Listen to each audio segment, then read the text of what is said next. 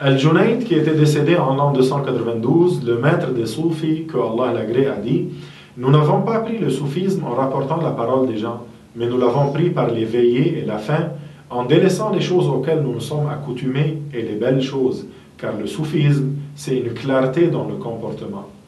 La signification de la parole de Al-Junayd, c'est que le soufisme n'est pas atteint en rapportant la parole et les histoires des gens, mais en faisant beaucoup de jeûnes surérogatoires et en passant des nuits à veiller en actes surérogatoires et obligatoires.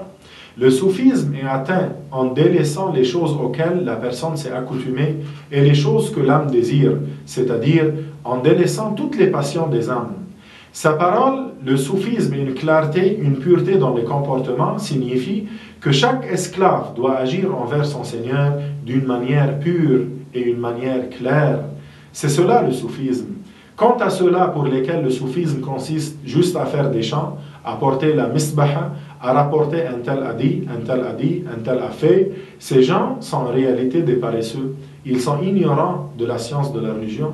Ils prétendent le soufisme alors qu'ils n'agissent pas conformément à cette voie qui est la voie de Al-Junayd.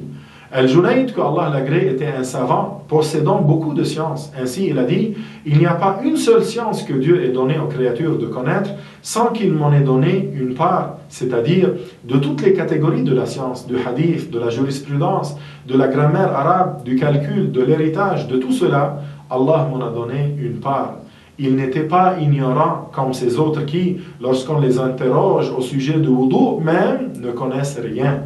Néanmoins, il n'est pas une condition que chacun devienne comme Al-Junayd, non. Que chaque personne prenne de toutes les catégories des sciences, non. Il suffit que la personne apprenne le minimum indispensable de la science de la religion, ce qui lui suffira pour corriger sa prière, son jeûne, pour connaître ce qui est licite, ce qui est interdit, et les jugements de la vente, par exemple. Car le Coran n'est pas descendu avec les actes d'adoration seulement, mais il comporte ce qui concerne la vente, les lois relatives à l'achat, et ainsi de suite.